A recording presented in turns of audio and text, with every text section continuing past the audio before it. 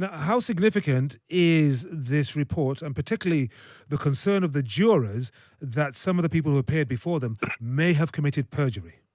I'm shocked. I'm shocked that people would think that anyone around Trump world would be capable of committing perjury. I mean, their dedication to the truth is so notable. He is, look. This is an unsurprising set of findings by this grand jury. We understood from the very beginning that Trump's entire contestation of the 2020 election was based on a series of lies. We understood that people around him were willing to lie to the public, to the courts, to the media, time and time and time again in an effort to preserve Donald Trump's hold on power. That it has taken this long for this case to emerge is unsurprising. The proverbial wheels of justice grind slow but fine, is a small comfort. But I don't really think at the end of the day that this changes the material position of Donald Trump in the Republican Party. He's still the leader of the party. He's still the front runner by a meaningful fraction for the 2024 presidential nomination of the Republican Party. And I think that so much of Donald Trump's ongoing mendacity and corruption, it's sort of baked into the political cake in American politics at this point.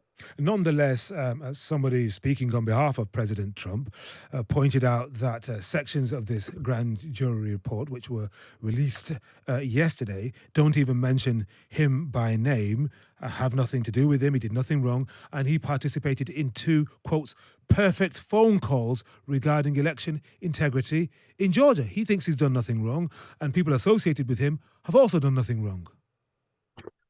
Well, if you hear the phrase perfect phone call or perfect call from Donald Trump, you know immediately it was something meant for a corrupt purpose.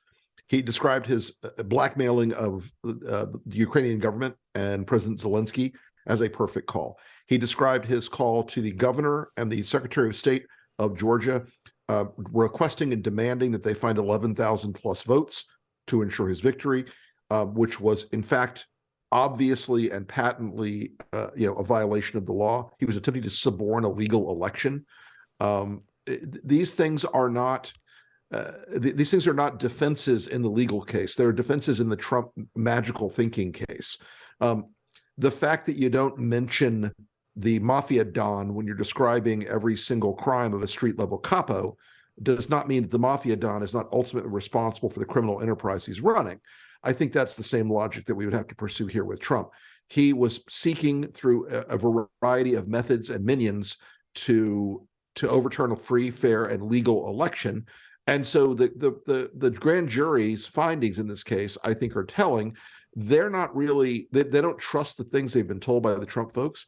And if this goes forward, and they're prosecuted for it, I suspect once again that we will see Donald Trump probably escape responsibility because we're getting very close to the 2024 election cycle, and he has the luck of the devil when it comes to avoiding the long arm of justice. Yeah, and brief final thought, Rick. We don't know which of these 75 witnesses are under suspicion. Several well-known people did testify. Former New York City Mayor Rudolph Giuliani, Trump's former chief of staff, Mark Meadows. We've got South Carolina Senator Lindsey Graham. You've got Governor Brian Kemp, and obviously Secretary of State Brad Raffensperger.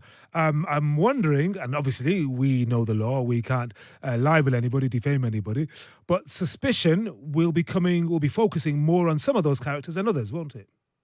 Oh, certainly. You have a claque of lawyers around the entire election denial and election plot to overturn the election.